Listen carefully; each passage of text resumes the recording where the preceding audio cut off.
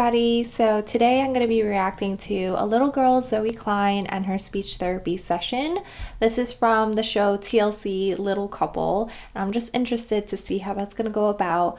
I did not watch the video beforehand, so this is my pure first reaction, okay?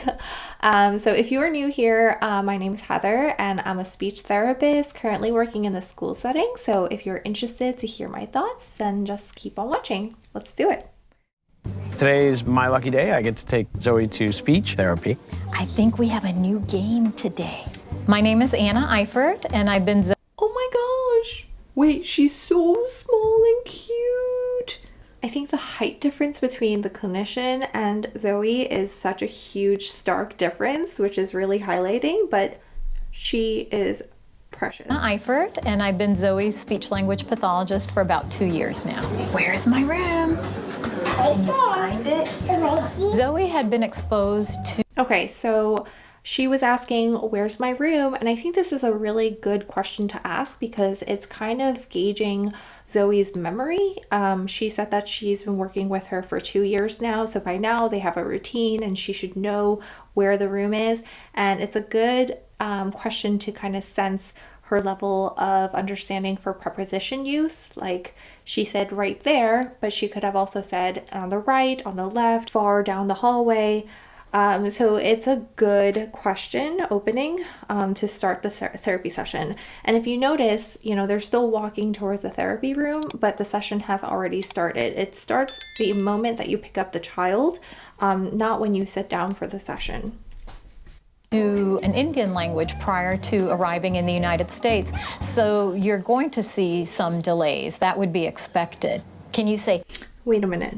Hold on. I just want to hear what she said there.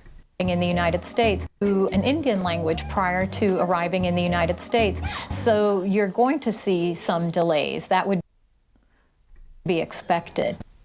Okay. I just want to pause right there because she said that she was exposed to an Indian language.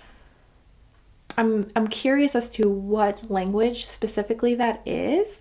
This is concerning, and I'll tell you why, is because a lot of you have to be careful when you're assessing a child who's culturally and linguistically diverse and different from you, because in these cases, it can be very easy to misdiagnose either under or over.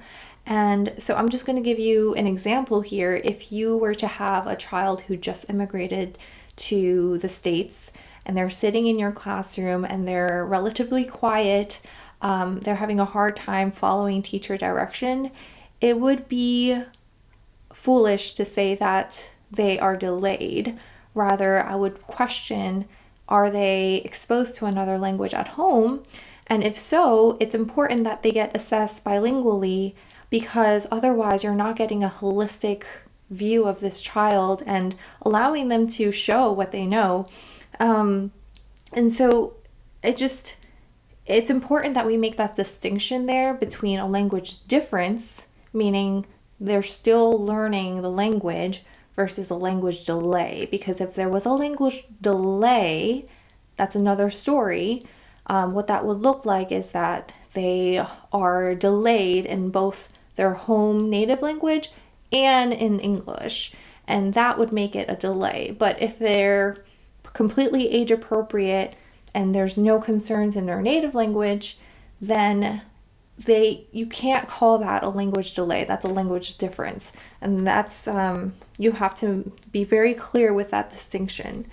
So I don't know for Zoey's case, maybe she does have a delay, but her reasoning that she gave here is completely incorrect. Okay, can you keep watching? Say snap. Snap. Good job. Oh, I love this. What's that? Snowman. That was perfect. Can you say skate? Oh, her little voice, I can't. So what they're doing there is they're using a gestural cue of and the reason why you want to do that is because S is it's a prolonged sound.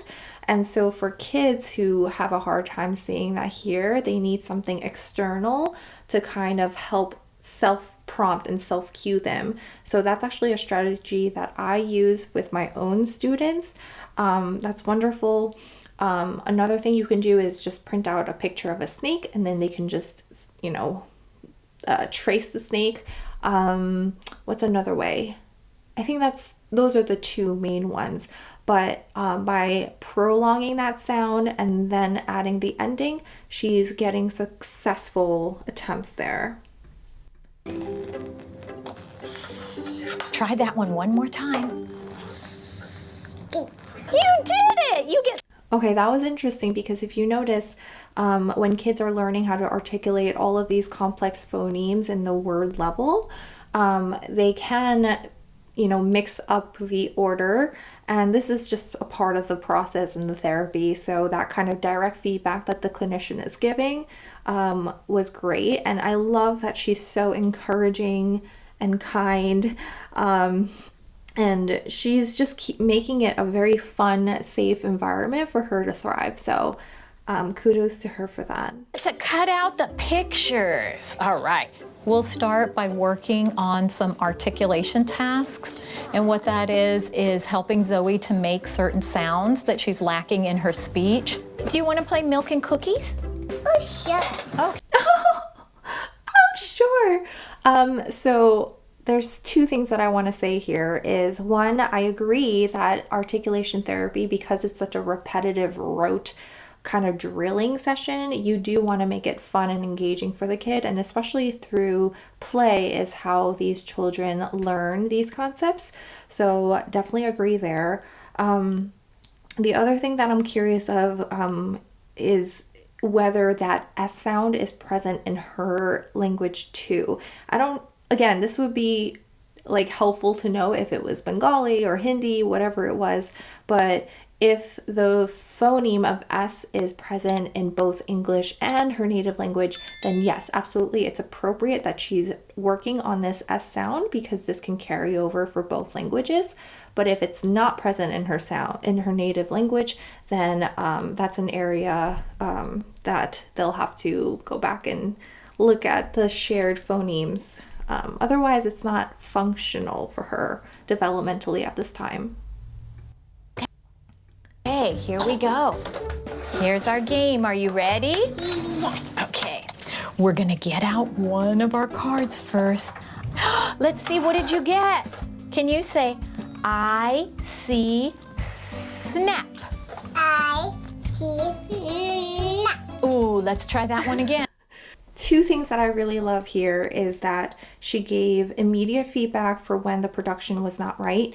If you notice in the beginning of the session, they were working on S at the word level, snap, snowman, but now because she was successful with those, they're doing trials at the sentence level. Actually, in this sense, it would be the phrasal level. I'm assuming that they're going to do I see, snap, I see, and that repetitive thing is context is a phrase. And this is how articulation therapy is conducted in this hierarchical manner. And it was interesting because at the word level, she was successful, but as soon as she moved on to the next step of the tier, which is the phrase, she needed that extra prompting.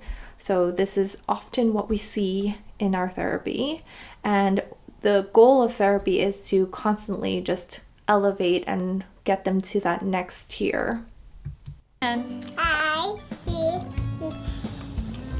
snap. great job! Speech therapy is lots of fun, but when you notice a child losing focus, then I'll go ahead and switch to a different activity. We try to present things in a game-like format, and as long as she's engaged in an activity, we'll run with it. Okay, I agree with that because you'd be surprised at how much kids can learn through games. Through games, they're learning how to turn take, they're learning how to ask questions, they're learning how to give directions on how to even play the game. And it's in that gameplay that they're learning about those are transferable skills that they can take to the classroom, to the family, following the rules. You'd be surprised at how many kids struggle with this. I've had students who kind of left Zoom calls who would throw the game board and pieces all over the room because I got upset that they lost. It's through that they can learn about sportsmanship and community and all these things. And I can have let's do it slowly. Can I have? Okay, wait. So Zoey can't read yet, so I do appreciate that she drew the pictures so that she can use that to help her formulate the sentence. And if you notice, she pointed to the pictures rather than the words. I'm interested to know what this have picture representation is because it looks like a watermelon. That's interesting. Have. a pin. Yes, good asking. That was a good question. Thank you. You're welcome. She's That was a cute. good Wait, question. hold on. I just... Have. A pin. Yeah. Oh my god. Okay, so if you notice that she said pin instead of pen, and again, I wouldn't want to be haste to say that this is a delay of any sort, but rather than a language difference, because again, I don't know what her language is, but maybe in her language, the vowels, there is no eh sound, and it's mostly an I sound. So just these are the nuances that you want to be careful of when you're diagnosing a child. Yes, good asking. That was a good question. Thank you. You're welcome. Zoe's speech has come a really long way in the 2.5 years I've seen her for therapy. And I feel like her communication will be developmentally age appropriate. Oh, I wonder what she's gonna pick now. Let's see. Okay, so if you notice there, the clinician had all of the toys in a bag and she withheld them. That's called environmental manipulation. It's a strategy that you can use at home today if you wanted. It's basically withholding desired items from the child so that they can use language and questions or pointing to get you to do something. And the reason why this is so powerful is because they have to learn and make that understanding and connection that they need to do something to get what they want. So that was great. Ooh, I always like pears too. Could we have a pear? Please. Make your tongue go up. Please. Please. Try one more time. Please. That was. If you notice there, they were working on the L sound for please, and she had a hard time saying it. And this is a segmentation strategy. I'm gonna let you hear it one more time, but basically you're separating the word to make it easier to say. So she says p and then lees. And over time, the goal is that you are gonna slowly narrow that gap so that one day you can just say the word straight up. But for now, it seems like she really benefits from this strategy. One more time. Please. That was great. There you go. Zoe was Zoe today. She did great. She is a usually lively personality who really engages in the different activities and lets you know what she likes and what she doesn't like.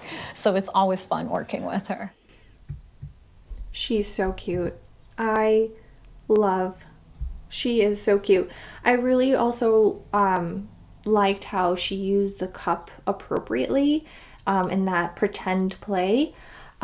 She used it very functionally. And so from what I'm seeing very age appropriate behaviors and language. Of course, I did not evaluate her, so I can't say for certain, but it seems like there is that native language influence when she's speaking English. But overall, she was so attentive. She participated in all the therapeutic tasks. And these are all the pieces that are important for a child to make progress in their goals in therapy. It's important that the child is participating and they're actively. The clinician is giving functional, appropriate tasks, and that the family is supportive. And all of these three pieces kind of have to be in formation, because if one of the three is not in play, it's hard for the child to make progress. So it takes a whole team and a whole village here. But I mean, for the most part, she made it fun, engaging, and what more can what more can you ask for, right? So yeah, this was really fun for me to react to the speech therapy session. I'm hoping to do more like this soon. So if you are interested, make sure to leave a comment, like, subscribe, and I will see you in my next video. Bye bye.